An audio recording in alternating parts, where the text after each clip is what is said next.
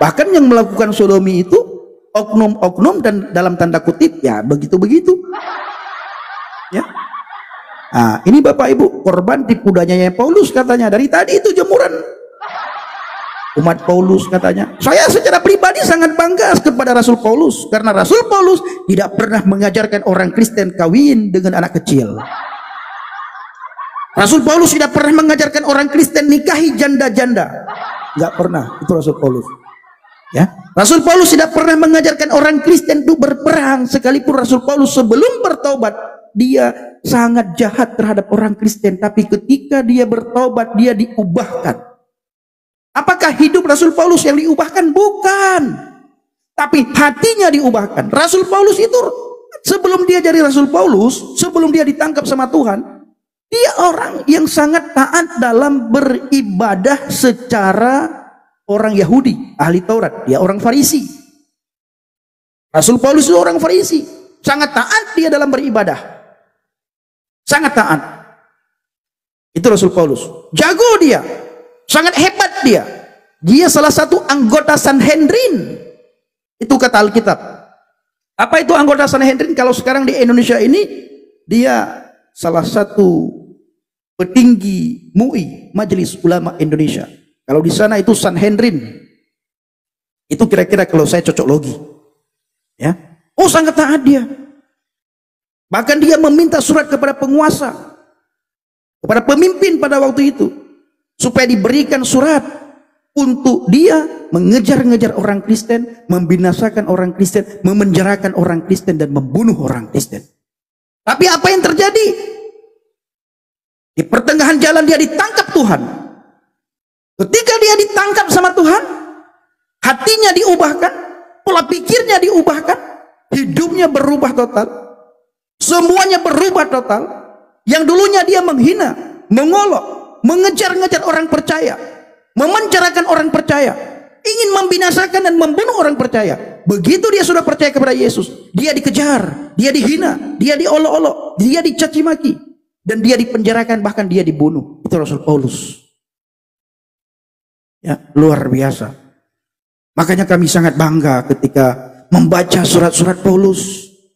Surat Rasul Paulus itu ketika kita baca bisa membangkitkan semangat kita, bisa membangkitkan iman kita, bisa membangkitkan kedekatan kita dengan Tuhan, bisa memberikan orang Kristen motivasi, termotivasi kita ketika kita membaca surat-surat Paulus. Kenapa? Karena Rasul Paulus itu bukan rasul yang buta huruf yang tidak bisa membaca dan menulis. Itu Rasul Paulus. Makanya semua orang Kristen itu sangat bangga memiliki Rasul Paulus. Sangat bangga. Dia tidak menyuruh orang Kristen untuk menikahi anak kecil, anak di bawah umur. Rasul Paulus tidak pernah menikah dengan janda manapun. Rasul Paulus bukan rasul yang suka kawin mengawin. Itu Rasul Paulus. Makanya orang Kristen harus bangga terhadap Rasul Paulus. Rasul Paulus salah satunya adalah saya sangat bangga kepada Rasul Paulus. Bagaimana dengan saudara-saudara semuanya? Bangga tidak?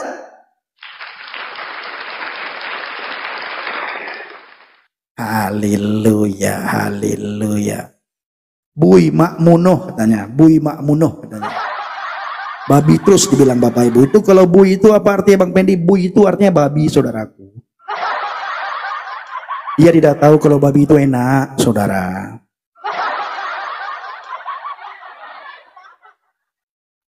Nah, Bapak Ibu. Bangai lambret eken, ini orang Aceh. Doakan saja dia bisa bertobat, Bapak Ibu. Terima Yesus sebagai Tuhan dan Juru Selamat. Saya juga dulu sama dengan mereka. Ya, sama saya dengan mereka, Bapak Ibu. Orang-orang yang saudara membaca komentar penghinaan, saya dulu seperti itu sebelum ditangkap sama Tuhan. Ada satu hal yang disampaikan oleh Rasul Paulus ketika dia bertobat. Sebagaimana yang saya katakan tadi Bapak Ibu, Rasul Paulus adalah rasul yang bukan buta huruf. Rasul yang bukan tidak bisa membaca dan menulis. Dia sangat jago, sangat hebat. Pengetahuannya itu sangat luar biasa, di atas rata-rata. Itu Rasul Paulus. Ya. Semua anggota Sanhedrin, Rasul Paulus adalah seorang rasul, seorang Paulus yang sangat terkenal dan sangat berpengaruh, Bapak Ibu. Karena pengetahuannya itu di atas rata-rata. Itu Rasul Paulus.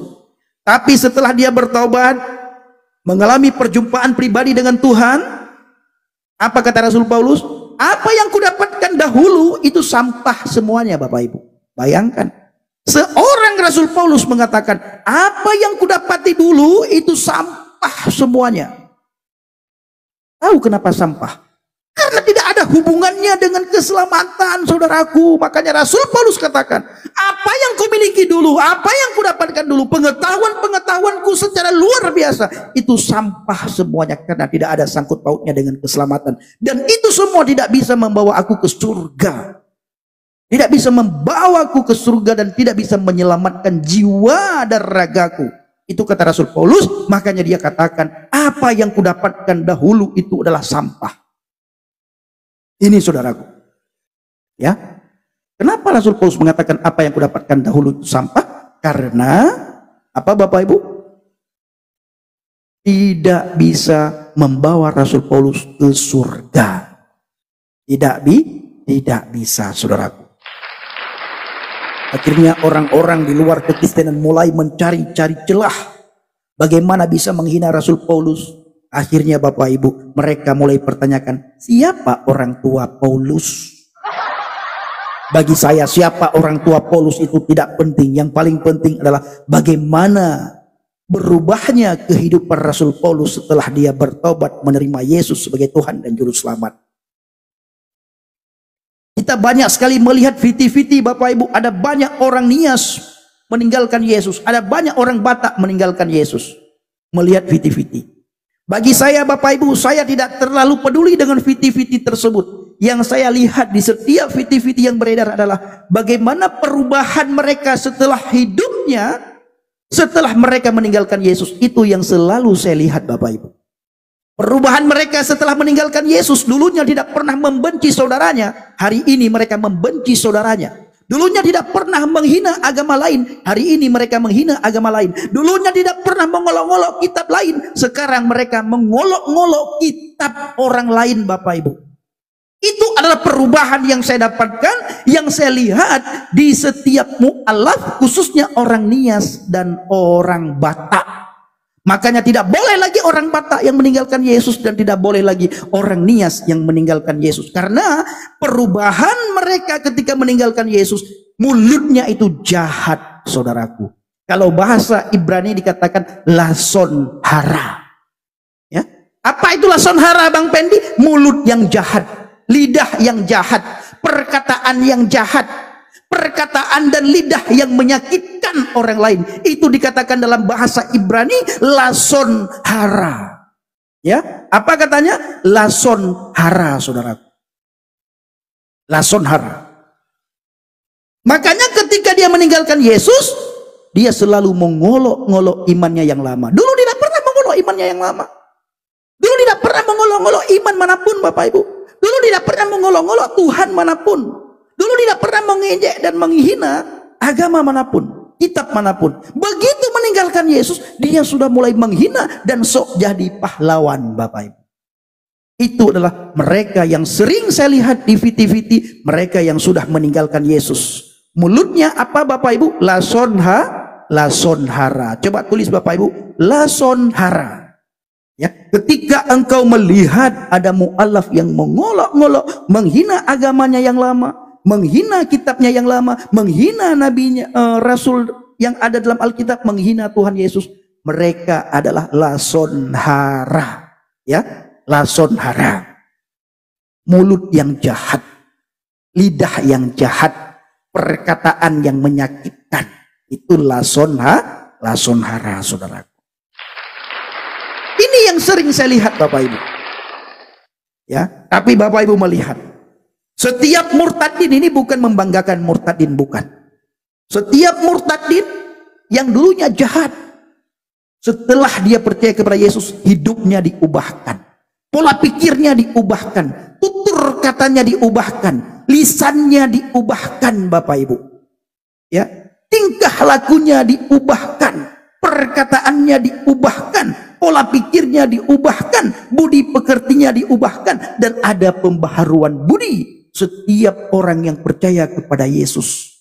Yang dulunya dia agamanya apa, begitu dia sudah percaya kepada Yesus, tutur katanya itu sopan, Bapak Ibu. Dia tidak menghina agama manapun. Bahkan agamanya yang lama dia tidak hina. Dia tidak mengolok-ngolok.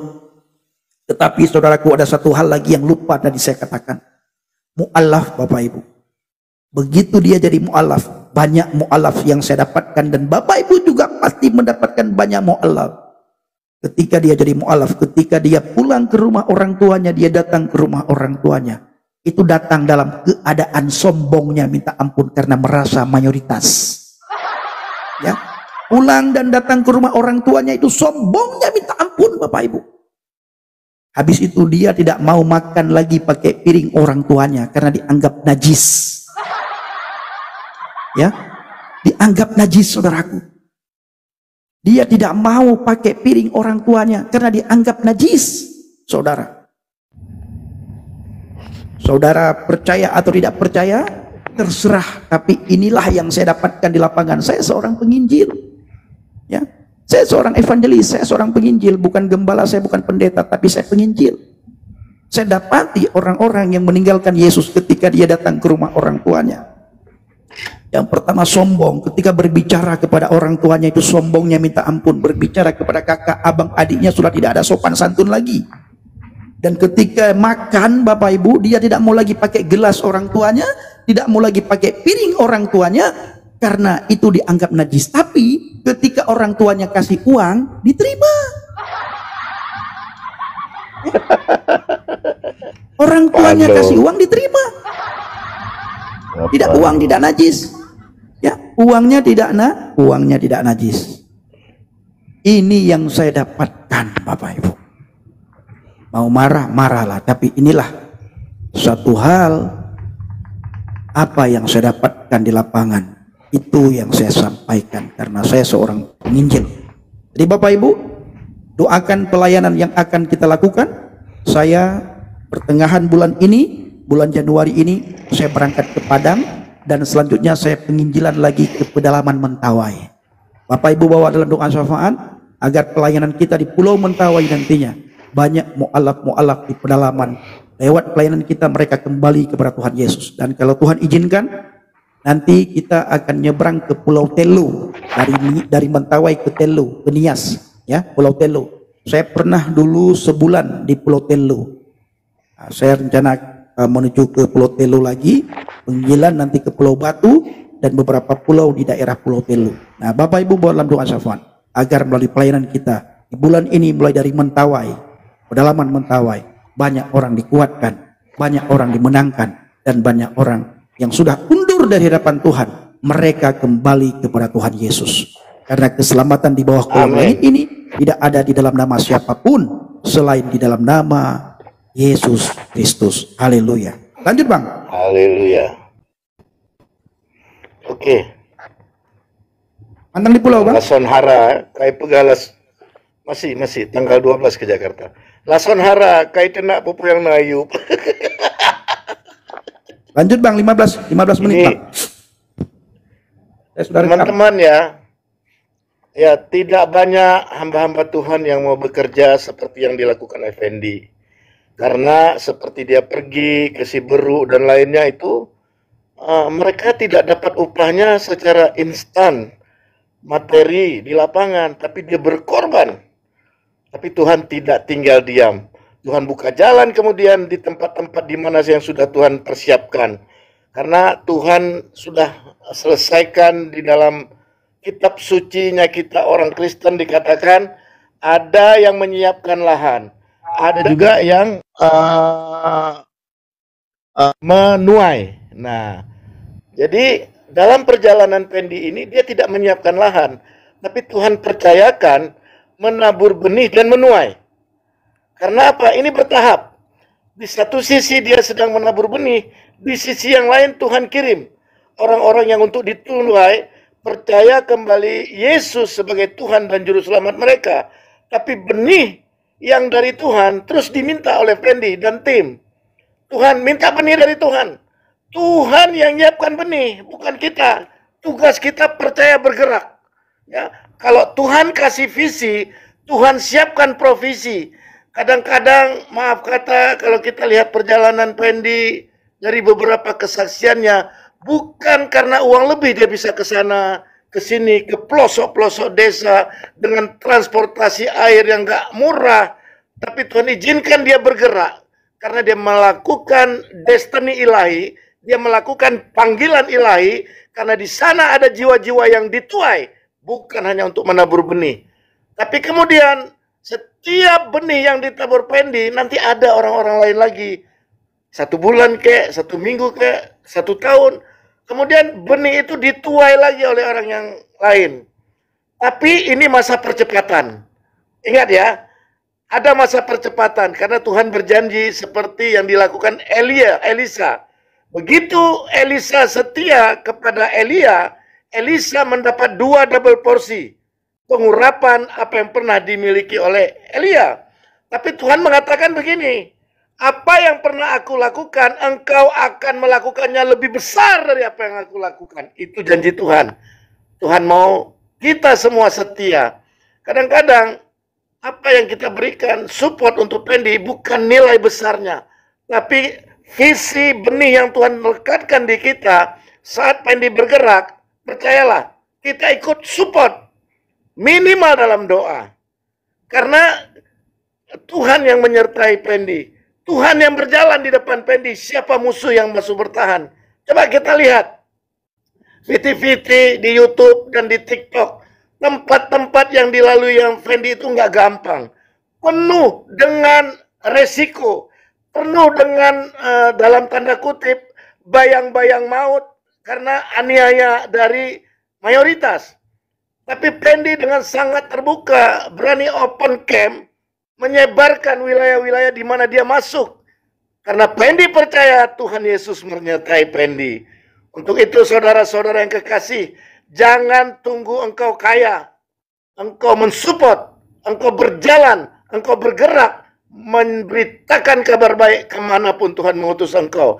Tuhan tidak melihat hartamu, Tuhan tidak melihat kekayaanmu, tapi Tuhan melihat hati dan kerinduanmu untuk dipakai Tuhan menjadi alatnya, untuk dipakai Tuhan menjadi mitranya, mendatangkan kerajaannya kemana kaki kita melangkah seperti di surga. Tuhan Yesus memberkati. Haleluya. Silakan Pendi. Amin. Dalam Injil Yohanes 4 ayat 35 sampai ayat 38. Kamu berkata, masih 4 bulan lagi sebelum musim menuai. Tetapi aku berkata kepada kamu, pandanglah ladang yang sudah menguning, siap untuk dituai. Orang yang menuai tuaian menerima upah serta mengumpulkan hasil untuk hidup sejati dan kekal. Oleh itu, orang yang menabur benih dan orang yang menuai tuaian boleh bergembira bersama-sama. Benarlah pepatah ini, yang seorang menanam, yang lain menuai. Aku menyuruh kamu menuai tuaian di ladang yang tidak kamu usahakan. Orang lain sudah bekerja di sana dan sekarang kamu mendapat hasil pekerjaan mereka.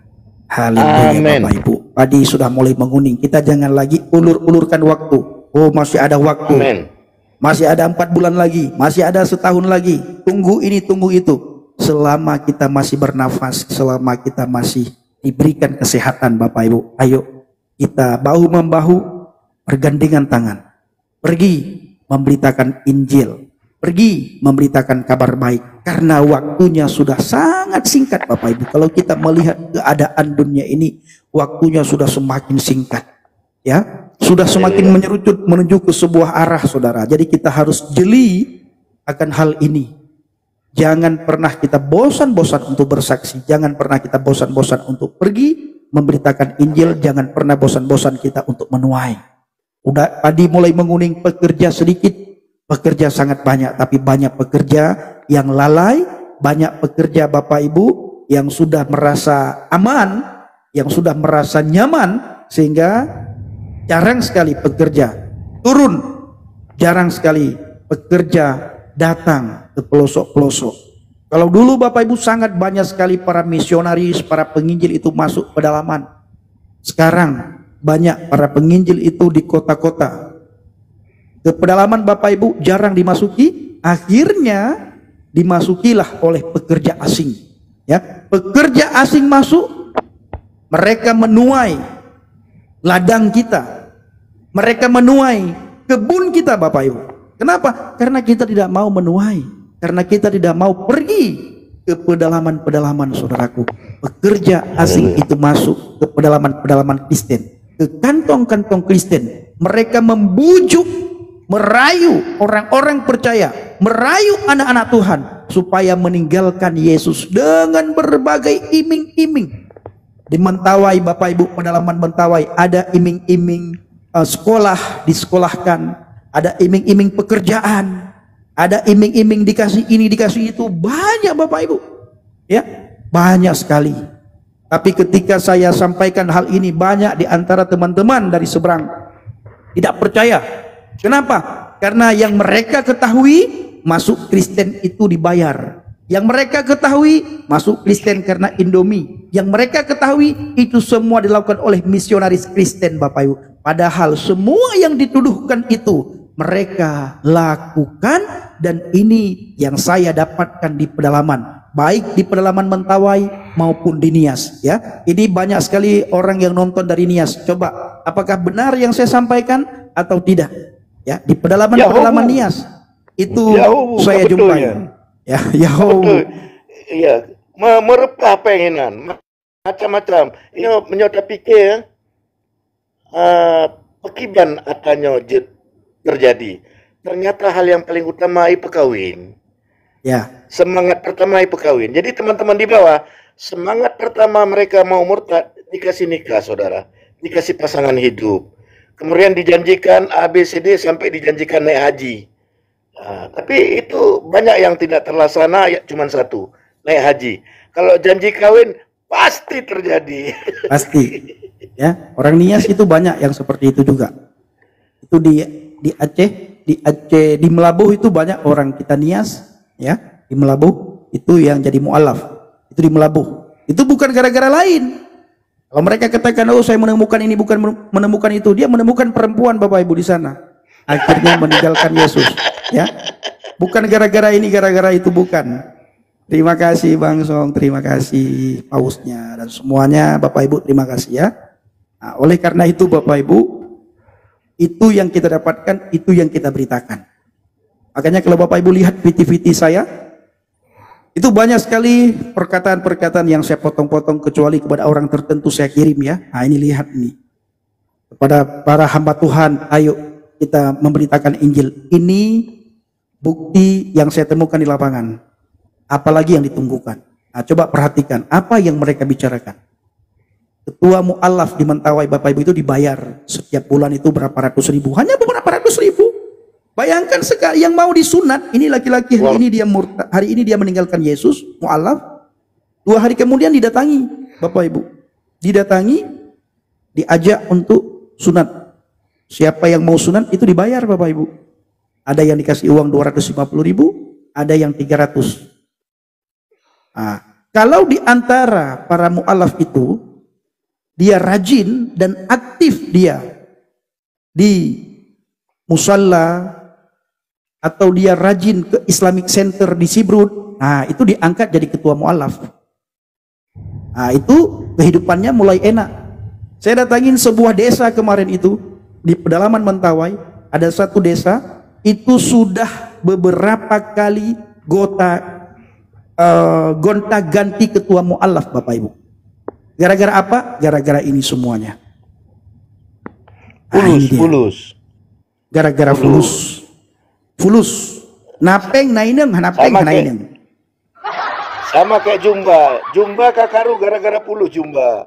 Kamu tumpah tapi kedoro. Nah.